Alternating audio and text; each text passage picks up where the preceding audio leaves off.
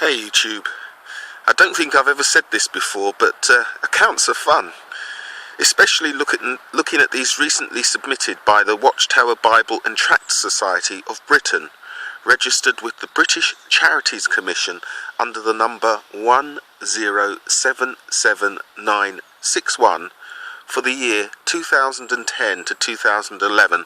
I'm going to be linking below. I'll try to keep this brief and interesting, so I'm breaking it down into notes, highlights, hypocrisy and predictions.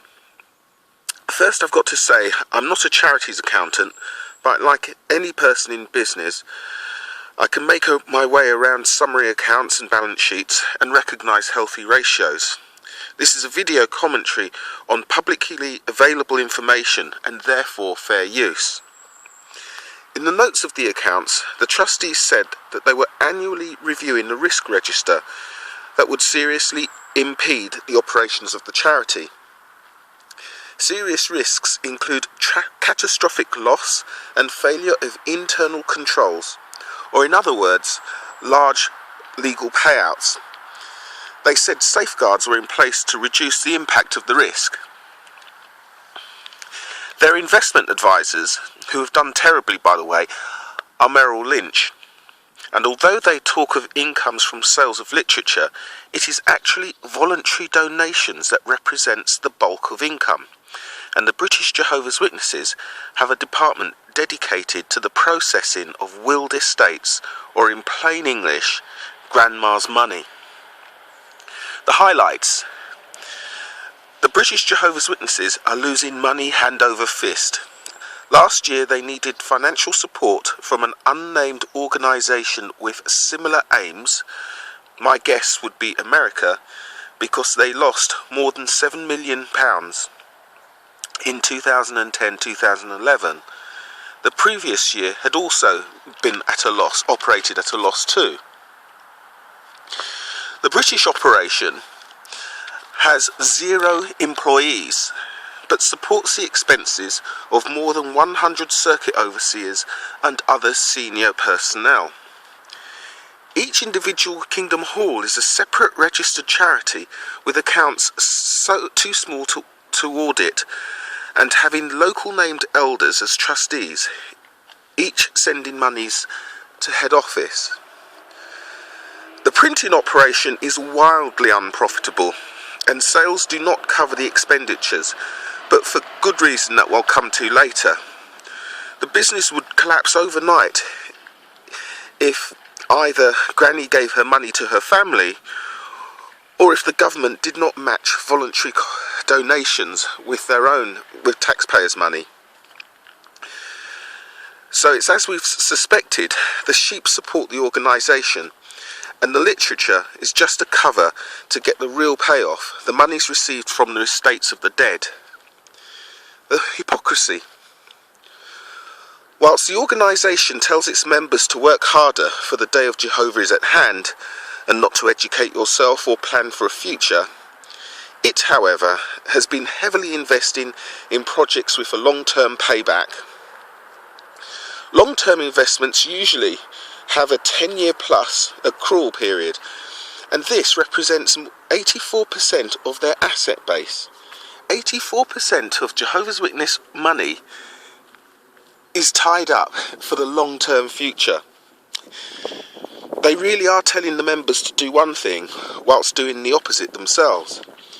In terms of available ready assets, cash and other quickly realisable assets, the Bible and Tract Society of Britain may, in the opinion of some, be technically insolvent because debts are 35.56 million. They totally outstrip the available assets of 13.23. But in the long term, they can cover it, but would suffer serious cash flow issues in between. They're truly suffering. Jehovah is not providing for his slave. So what can we expect next? Although this is good news, the JW org is clearly preparing to change its market. They are not planning on disappearing anytime soon. The cashing in on their New York property portfolio is intended to raise cash for serious investments now and into the short-term future, and to support the near £20,000 daily loss in the United Kingdom. The accounts indicate that the Watchtower Bible and Tract Society has been flooding poor Africa with its tawdry books and magazines for years, giving them away there. That's why the UK printing operation has been run at such a loss. Our grandmother's money is being used to pay for the work of destroying Africa even further.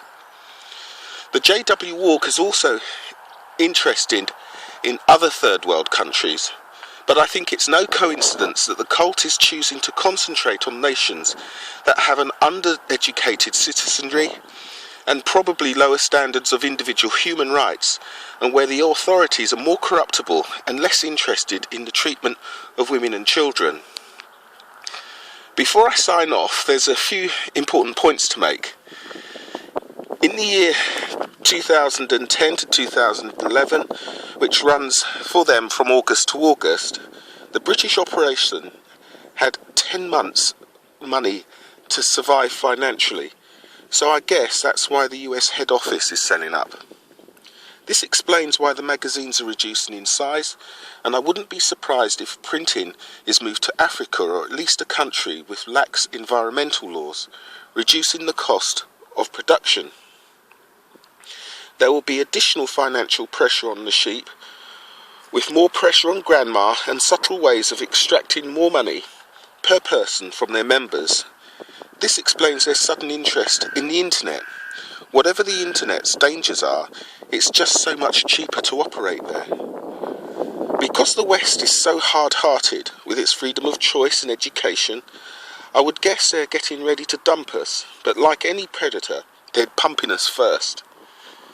We need to work out our response to stop them just moving on like locusts to destroy another landscape. One of my commentators suggested class action lawsuits for those of us emotionally damaged, undereducated, sexually abused, and dead because of their God's ever-changing blood policy.